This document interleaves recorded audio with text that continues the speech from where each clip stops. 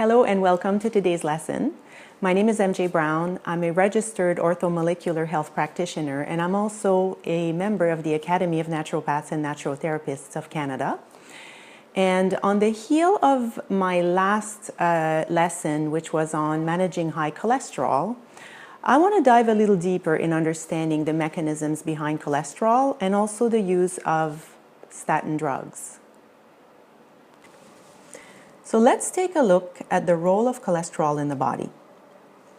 It's estimated that between 40 to 80% of the body's cell, all 60 trillions of them, are made of membranes. And what are membranes made of? Fats and cholesterol, which means our body is mainly made of fats and cholesterol. The mitochondria are the energy generators inside our cells, and they're mainly made of membranes, therefore again loaded with cholesterol. The pumps, which are the generators of energy inside the mitochondria, are embedded within the inner membrane. If these membranes are malformed or malfunctioning due to insufficient cholesterol, there will be a devastating effect on the cell's ability to generate energy.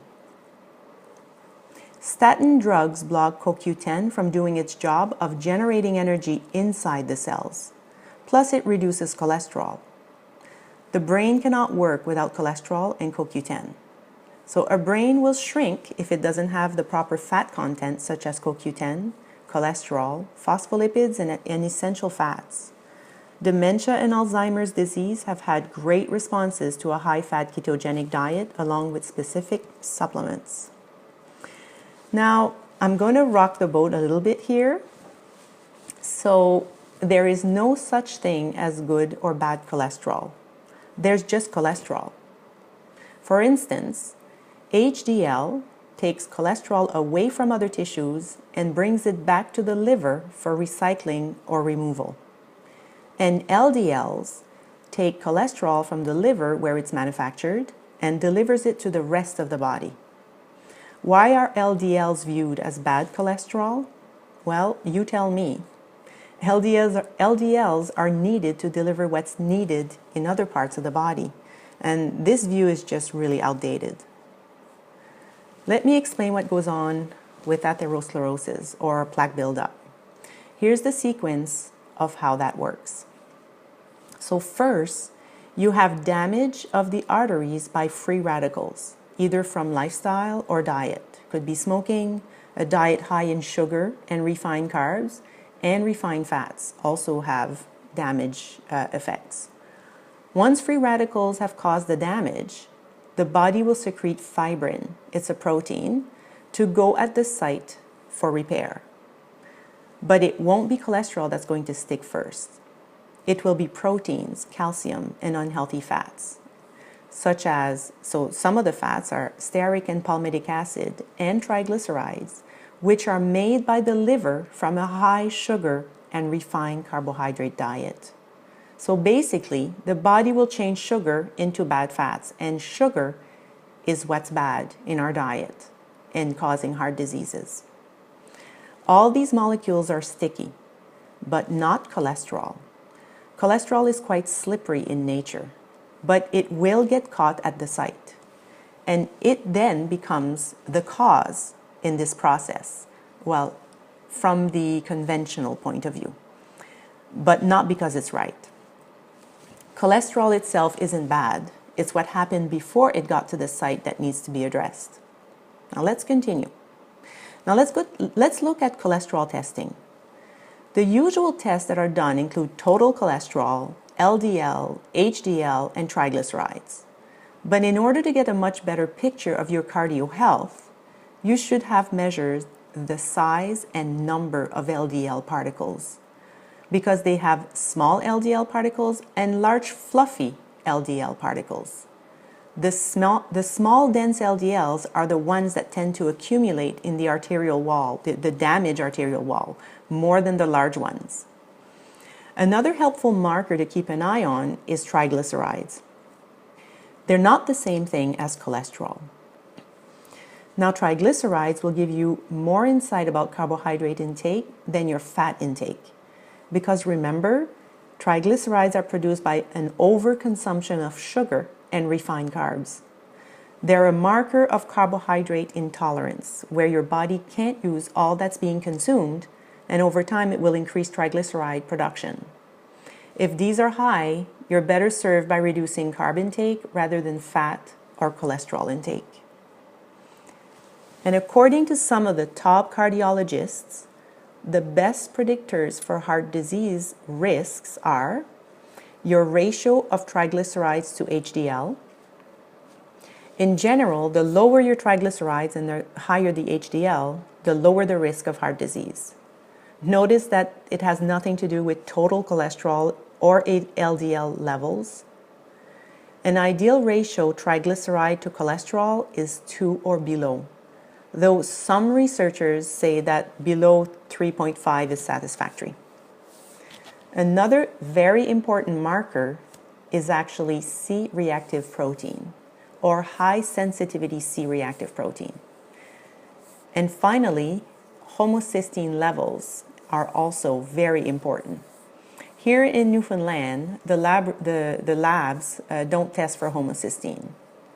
And these last two are the markers for inflammation and inflamed damaged blood vessels. They give a much better picture of how your arterial walls are doing. And how best to improve your triglycerides HDL ratio? A low carbohydrate diet have shown to have unparalleled results than any other lifestyle intervention, even drug treatments. So it represents the most powerful method to improving this ratio. Now, last slide we'll talk about is statistics from the NNT group in evaluating the use of statin drugs for cholesterol reduction. So the NNT is a group of physicians that have developed a framework and rating system to evaluate conventional therapies or drug therapies based on the patient benefits and harms, as well as systems to evaluate diagnostics by patient signs, symptoms, lab tests, and studies. So they evaluated people who had been taking statin for 5 years. These patients had no pre-existing heart diseases. They just had high cholesterol. It was prescribed to them as precautionary measures. The results? 1 in 105 were helped in preventing a heart attack. 1 in 154 were helped in preventing a stroke. 1 in 10 had muscle pain and damage. 1 in 50 developed diabetes. And finally, no lives were saved. So I'll leave you to decide if statins are actually worth having 1 in 10 muscle pain and damage and 1 in 50 developing diabetes compared to the benefits that are claimed from the statin drugs. The reason this is so alarming for me is that cancer, dementia, and Alzheimer's disease are on the rise. And they all require cholesterol and fats as part of their protocol. Remember, every membrane of each and every cell in our body is made of cholesterol and fats. And if we continue reducing this vital element for the body's proper functioning, these diseases will continue to rise. Addressing the root cause is a lot more important, and addressing your lifestyle and your diet will have a much better results than taking drugs that only addressed one part, which is not even an issue, high cholesterol. We've demonized fats for over 30 years, and if you've attended my talk on the ketogenic diet, you already know that a high-protein diet is also not the best diet to follow. Only when we return what's missing will we give the body a chance to heal. Disease cannot live in a healthy body. And people are not dying of their diseases. They are dying of ignorance. Now, I hope I didn't offend anybody with my last statement, but with over 4,000 hours of education in nutrition, I often feel that I know nothing because there's so much to learn. And the best advice I can give you is to equip yourself with knowledge. And with knowledge, then you can make proper decision for your health and the health of your family members. So thank you again for joining me.